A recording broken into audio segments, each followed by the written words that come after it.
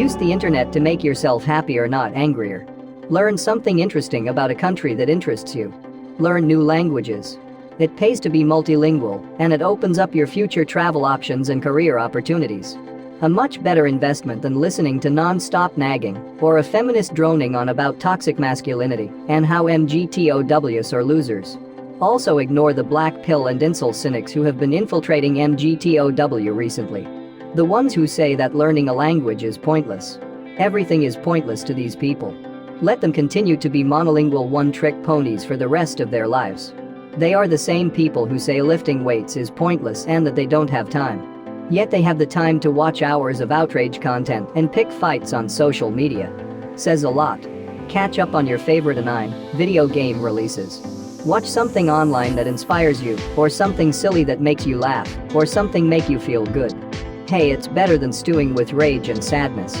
Don't let anyone make you feel bad about your hobbies, especially when they spend their time on celebrity gossip and soap operas every day. 2. Learn to identify low-level people rather than hating them.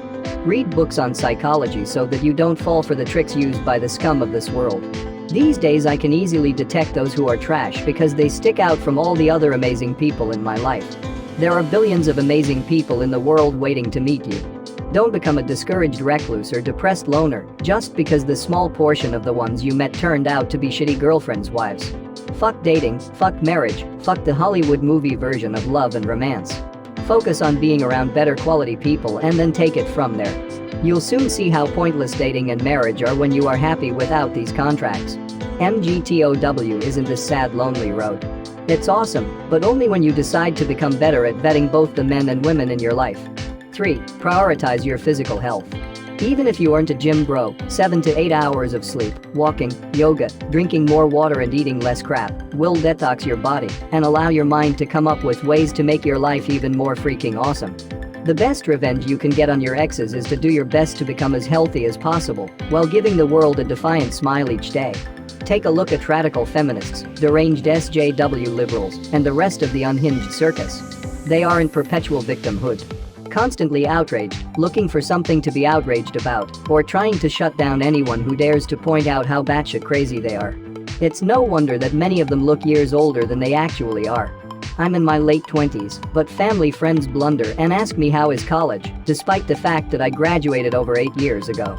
5. I take a 2-day vacation every month.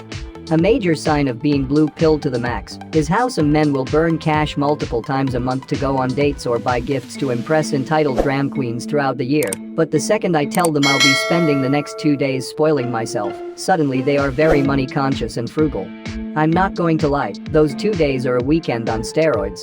I overdo it and spoil myself more than a blue-pilled mega simp trying to impress his goddess. I go out to purchase my favorite foods and ice cream, or have it delivered to my home. Next I get my hair washed and styled to such an elite level that I could make K-pop singers look homeless. Sometimes I'll pick up some home renovation items. By the end of those 2 days, I'm ready to work like a maniac until the end of the following month without any weekends off. Now that's what I call winning. 5. Think of your long-term happiness. I doubt that any old man on his deathbed is going to say the following. Man, I really wish I had spent more time arguing with combative feminists.